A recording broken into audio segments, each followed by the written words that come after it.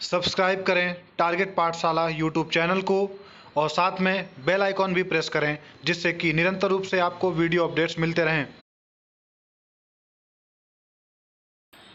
जय हिंद दोस्तों, टारगेट पाठशाला में मैं पवन आप सभी का स्वागत करता हूं।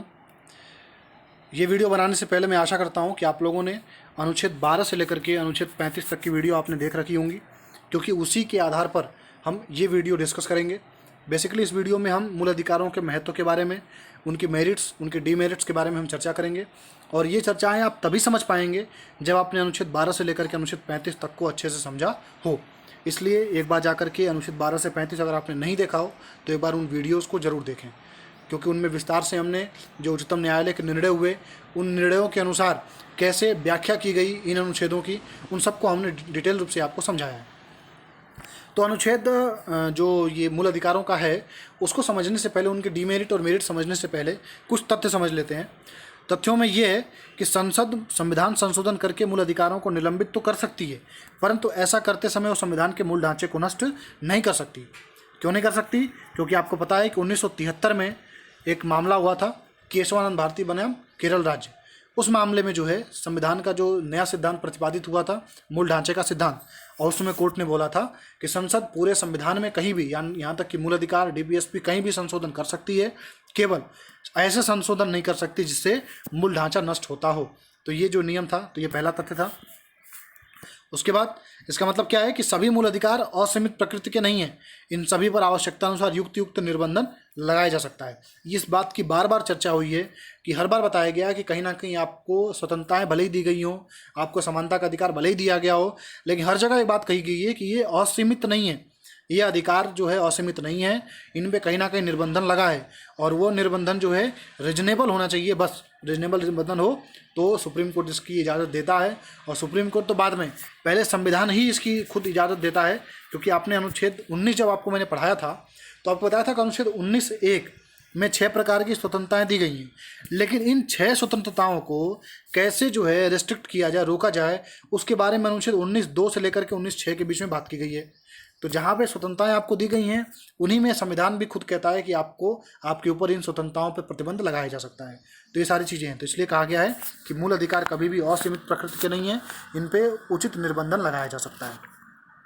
ठीक, अब निर्बंधन कब होगा? तो राष्ट्रीय आपातकाल यानी 352 के तहत, उस समय जब राष्ट्रीय आपातकाल लगा होगा तो उस समय लगाया जा सकता है। साथ में 358 जब लगेगा उसके समय अनुच्छेद 19 जो है स्वतः निलंबित हो जाएगा, क्योंकि जो 6 स्वतंत्रताएं दी गई हैं वो अपने आप निलंबित हो जाता है। ठीक, अनुच्छेद 359 बाद में क्या कहता है, राष्ट्रपति को ये शक्ति देता है कि वो जिसको चाहे केवल 20 और 21 दो अधिकारों को छोड़ करके अन्य सभी को या किसी एक को, ये राष्ट्रपति के ऊपर निर्भर है कि किन किन मूल अधिकारों को वो निर्बंधित करना चाहता है या कुछ समय के लिए सस्पेंड करना चाहता है, वो इसके ऊपर है। तो ये 359 जो है उसे अधिकार देता है। अब ये जो निर्बंधन है आपातकाल वाला, इसके बारे में एक मैंने वीडियो बनाई है आपातकाल की, उसको एक बार जाकर के आप प्लेलिस्ट में जाकर के एक बार देखें।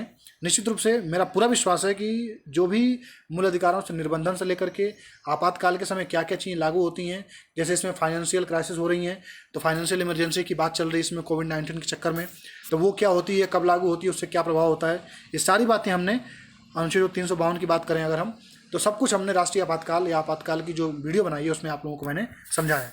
तो एक बार जाकर के वो वीडियो जरूर देखें आप लोग। तो ये हो गया कुछ फैक्ट जो थे। अब समझते हैं मूल अधिकारों का महत्व क्या है, मतलब डीमेरिट्स क्या है, और आगे हम डीमेरिट्स के बारे में बात करेंगे। तो देखिए, सबसे पहली बात तो ये है कि ये जो है लोकतांत्रिक व्यवस्था को स्थापित करते हैं। अब कैसे करते हैं जरा सोचिए, कि जाहिर सी बात है कि लोकतंत्र का मतलब क्या होता है कि यहाँ पे लोगों का शासन है। अब मान लीजिए कि लोगों के पास मूल अधिकार ही नहीं रहेगा, तो आप जब चाहे तब किसी को पकड़ के अंदर कर लीजिए, या जब चाहे तब किसी की स्वतंत्रता छीन लीजिए, किसी को डिटेन कर लीजिए। तो इसलिए लोकतांत्रिक व्यवस्था बनाने के लिए आवश्यक है कि राज्य को निर्बंधित किया जाए कि भाई आप ये काम नहीं कर सकते, क्योंकि नागरिकों को कुछ अधिकार दिए जाते हैं। तो इसलिए ये व्यवस्था स्थापित कर रहे हैं मूल अधिकार। ये व्यक्ति की भौतिक और नैतिक सुरक्षा के लिए आवश्यक स्थिति उत्पन्न करते हैं। कैसे उत्पन्न करते हैं? अब भाई आप मान लीजिए कोई यहाँ पे right to live and liberty आपको पता है, तो उससे ही संबंधित ये है कि व्यक्ति को भौतिक एवं नैतिक सुरक्षा, जीने का अधिकार, ये सारी चीज़ें जो उसमें अनुच्छेद 21 में सुप्रीम कोर्ट ने खुद बोला है ये बात, तो ये सारी चीज़ें जो है शामिल हैं। अगला, ये व्यक्तिगत स्वतंत्रता के रक्षक हैं। जाहिर सी बात है, इंडिविजुअल जो हमारी फ्रीडम है भाई, अब हम कहीं घूमना चाहते हैं, कहीं जाना चाहते हैं, देश में कहीं भी संचरण करना चाहते हैं, तो उसका जो अधिकार हमें प्राप्त है, तो इसलिए जो है ये स्वतंत्रता प्रदान करते हैं, तो इसलिए इनका महत्व है। ये देश में विधि के शासन की स्थापना करते हैं। आपको मैंने रूल ऑफ लॉ अच्छे समझाया था आप लोगों को मैंने, एक बार वीडियो जाकर के अनुच्छेद 13 के बारे में देखिए, आपको समझ में आ जाएगा। एबी डायसी का जो सिद्धांत था वो सारी बातें हमने समझाई हैं आप लोगों को।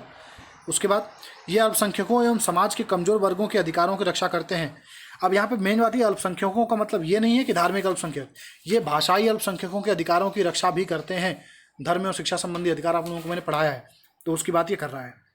अगला, ये भारतीय राज्य की पंथ निरपेक्ष छवि को बल प्रदान करते हैं, क्योंकि जो सेकुलरिज्म की छवि है तो उसी के अनुसार ये काम करते हैं, क्योंकि राज्य का कोई धर्म नहीं है, कोई पंथ नहीं है, तो इसकी बात ये करते हैं।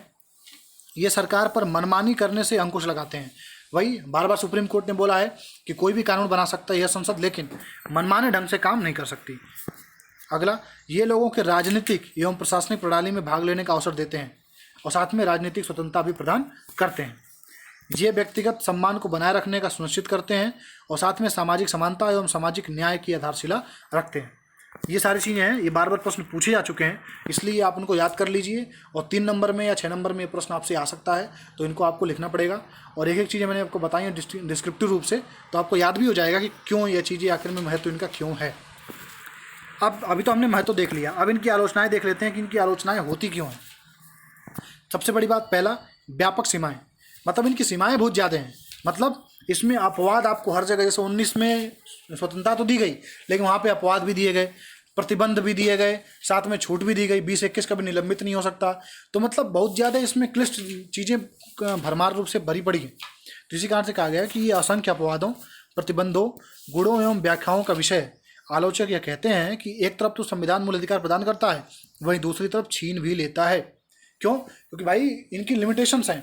भाई 19 में आप देख लीजिए, मैंने क्या कहा आपसे कि 19 में 19(1) से लेकर के 19(6) ये पार्ट है 19 में, लेकिन 19(1) में 6 प्रकार के अधिकार दिए हैं, और उन्हीं 6 अधिकारों पर निर्बंधन कैसे लगेगा ये 19(2) से लेकर के 19(6) में ही बता दिया गया है। तो उसी आर्टिकल में अधिकार भी दिए जा रहे हैं और उसी आर्टिकल में निर्बंधन भी बताया जा रहा है। साथ में बार बार ये बात की गई है कि रीजनेबल रिस्ट्रिक्शन लगाया जा सकता है। तो इसलिए कहा गया है, आलोचक इसकी आलोचना करते हैं, इसमें अलग अलग अपवाद हैं हर जगह और इनमें एक रिस्ट्रिक्शंस भी हैं। तो मूल अधिकार किस काम के? अब वो अलग बात है कि अगर आप चर्चा करें तो कोई भी अगर एब्सोल्यूट नेचर का अगर आप बना देंगे कोई भी कानून, तो उसका मिसयूज होने लगेगा। अगला है, कोई सामाजिक एवं आर्थिक अधिकार नहीं इसमें मुख्यतः क्या है, राजनीतिक अधिकार है। मैंने आपको पहले ही बताया था कि राजनीतिक अधिकारों की बात करता है मूल अधिकार, और अगर हम बात करें सामाजिक आर्थिक की बात करें अगर, तो वो बात करेगा कौन सा, DPSP, जो हम पढ़ेंगे अभी। तो क्या है, इसमें सामाजिक सुरक्षा, काम, रोजगार, विश्राम, सुविधा आदि का अधिकार दिया ही नहीं गया है। हालांकि ये आलोचना है केवल, बाद में आप लोगों को बताया अनुच्छेद 21 के तहत ये सारी चीज़ें कहीं ना कहीं कुछ चीज़ें शामिल की गई हैं, लेकिन अब जाहिर सी बात है कि मूल अधिकारों में उतनी अधिकार भी नहीं दिए जा सकते जो कि व्यक्ति को कुछ भी करने के लिए स्वतंत्रता छोड़ दी जाए, तो आदमी कुछ भी करे, देश विरोधी भी काम करता रहे। ठीक, तो ये चीज़ें नहीं की गई हैं। अब जैसे रूस, चीन में ये सारे अधिकार जो नागरिकों को प्राप्त हैं, लेकिन हमने आपको पहले भी बोला है कि भारतीय संविधान जो है एक तरह से उधार का थैला कहा गया है। क्यों? क्योंकि विश्व में कई देशों से लेकर के बनाया गया। तो जाहिर सी बात है कहीं कहीं से आप चीज़ें लोगे तो कुछ चीज़ें जहाँ की बेकार हैं वहाँ से वो चीज़ें हमने ग्रहण नहीं की, जो अच्छी हैं वो हमने ग्रहण की। तो ये चीज़ें हैं यहाँ पे। अगला आता है स्पष्टता का अभाव। तो उसमें जैसे ये है कि लोक व्यवस्था, अल्पसंख्यक, इन सब चीज़ों का कहीं बात ही नहीं की गई है।